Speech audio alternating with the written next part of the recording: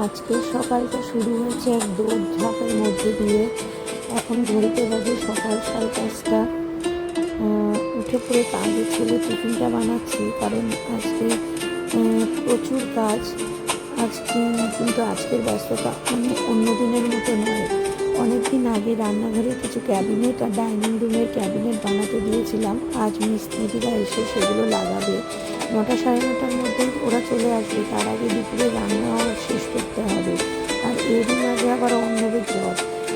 মানে চারিদিক থেকে না, দুদিন পরে ছেলের জন্মদিন, চারিদিক থেকে একটা অদ্ভুত ব্যাপার। সব মিলিয়ে মানে যা তা অবস্থা। আমার এদিকে আজকে বাগুইহাটিও যেতে হবে। তো সকালে জলখাবারটা আমার আর অন্যদের অবশ্য একটু অন্যরকম ছিল। পাড়ার ইডলিওয়ালা এসেছিলো, আমি নিয়েছি গরম গরম ইডলি, মেদু বড়া আর একটা ধোসা, আর অন্যদের জন্য শুধু ইডলি। এত ব্যস্ততার মধ্যেও মানে এই ছোটো ছোটো একটা আনন্দ আর কি। এই একটু সাউথ ইন্ডিয়ান ব্রেকফাস্ট হলো। এরপর ব্লিঙ্কিট থেকে বাজার দিয়ে গেল। আজকে বেশি কিছু কিনেছি কলমি শাক আর কুবরি আর আলু। আজকে রেসিপি আর কি, বেশি কিছু করাতে একটা সময়ও নেই। জাস্ট রান্নাটা শেষ করতে হবে, এটাই যা। প্রথমে কলমি শাকটা একটু পেঁয়াজ আর রসুন দিয়ে ভেজে নিচ্ছি, আর ওদিকে কুবরি আলু ভাজা করব। আর রুটি তৈরি করে রেখেছি ছেলের টিফিনের পরে, সেই রুটিটাই আজকে এইগুলো দিয়ে খেয়ে নেবো। কারণ ওদের জ্বর, ওদের শরীরে জোর নেই কোনো। ওরা তো উঠতেও পারছে না। ছেলেকে তো জোর করে স্কুলে পাঠালাম, কারণ কতদিন আর স্কুল কামাই করবে। মানে একটা চাপের মধ্যে পড়ে গেছে বেচারা। ওরও জ্বর, ওর থেকেই অ্যাকচুয়ালি অন্যগুলোর জ্বর এসছে, আমারও হাত পা ব্যথা। এরই মধ্যে দেখো রান্না শেষ করেছি, আর মিস্ত্রিরাও ঢুকে পড়ে ক্যাবিনেট লাগাতেও শুরু করে দিয়েছে। এই যে সামনের ঘরের ক্যাবিনেট লাগাচ্ছে, আর রান্নাঘরেও তো দেখলে কিছুটা লাগানো হয়ে গেছে। ক্যাবিনেটগুলো লাগানো হয়ে গেছে। এখন ছেলেকে আনতেও যাব, আনার টাইম হয়ে গেছে। মানে রান্নাঘরটা একটা নতুন রূপ নিয়েছে, দেখো বেশ ভালো লাগছে। এতদিন অপেক্ষার পর আর কি নিজের মনে মতো করে ঘরটা তৈরি হচ্ছে আস্তে আস্তে। আসলে একটা বাড়ি তৈরি হতে বেশ সময় লাগে, একবারে তো সব কিছু হয় না, একটু একটু করেই হয়। আর ঘরের অবস্থা দেখো, মানে চারিদিকে সব ছড়িয়ে ছিটিয়েছে। এরপর স্নান খাওয়া সেরে নিলাম, নিয়ে একটু বিশ্রাম নিয়ে বেশিক্ষণ সুযোগ ছিল না। সন্ধ্যের সময় রওনা দিলাম বাগুইহাটি। ছেলের জন্মদিনের বাজার, কিছু প্রয়োজনীয় জিনিস সব সেরে যখন বাড়ি ফিরলাম তখন প্রায় রাত্রি 10:30। আর রাত্রিবেলায় আসার পরে ভাই ওদিকে কল্যাণী থেকে দুজন বন্ধুকে নিয়ে এসেছিলো, ওদের সঙ্গে কিছুক্ষণ গল্প আড্ডা হলো।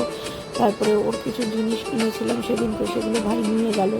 তো ওরা যেতে যেতে রাত্রি 12:30 হয়ে গেছিলো। তারপর শুয়ে পড়েছিলাম। আর আজকে মানে ডিনারটাও আমরা কালকে বানাইনি, কিনেই নিয়ে এসেছিলাম বাইরে থেকে, সেটাই খেয়ে নিয়েছিলাম।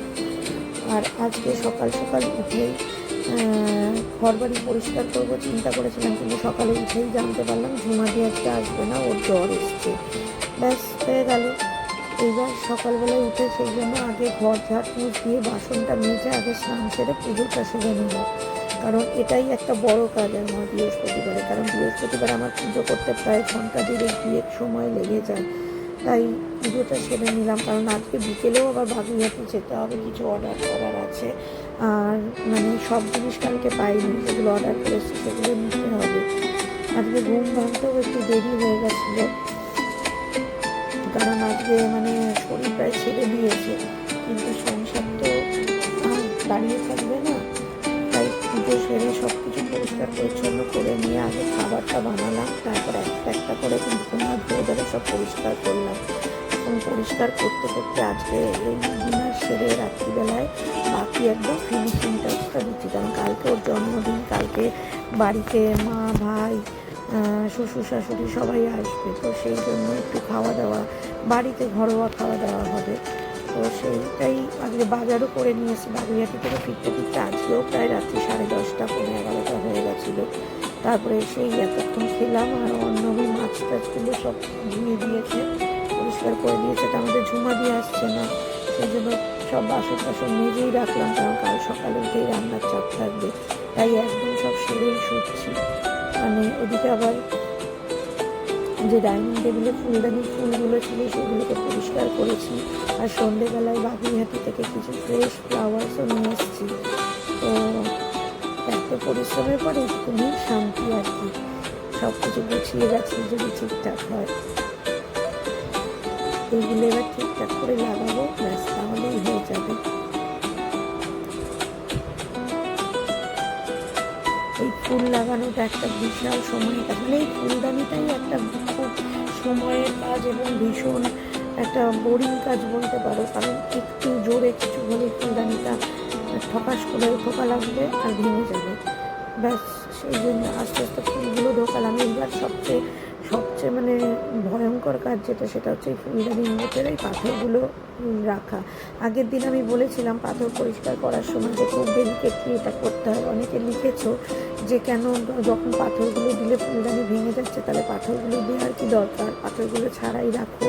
কিন্তু আমি এই পাথরগুলো এমনি এমনি রাখিনি গো, পাথরগুলো রেখেছি, ফুলের ডাকটিগুলো অনেক লম্বা লম্বা তো, আর ফুলগুলো বেশ ভারী, মানে প্লাস্টিকের নয় কিন্তু এগুলো সিলিকনের ফুল, এগুলো বেশ ভারী। তো এই ফুলের চাপে না ফুলদানিটা অনেক সময় হেলে যাচ্ছিলো এবং পড়ে যাওয়ার একটা ভয় লাগছিল। ওটা তো পাতলা কাচের, খুব ভারী নয় ফুলদানিটা, সেই জন্যই পাথরটা দিলে ফুলদানিটার ওয়েটটা বাড়ে এবং ফুলদানিটা পড়ার ভয় আর থাকে না। দেখো সব কাজ সেরে উঠতে উঠতে 3টে বেজে গেছে রাত্রি, কখন শোবো আর কখন উঠবো। যাই হোক, তবু মানে দিনের শেষে চারিদিকে যখন তাকালাম মনে হলো এই ঘরটা শুধু পরিষ্কার হয়নি, নতুন করে একটা প্রাণ পেয়েছে। জীবনে এমন অনেক দিন আছে যেদিন নিজের জন্য 1 মিনিটও সময় থাকে না, কিন্তু দিনের শেষে যখন দেখি পরিবারের সবাই ভালো আছে, ঘরটা আবার নিজের মতো করে গুছিয়ে উঠেছে, তখন মনে হয়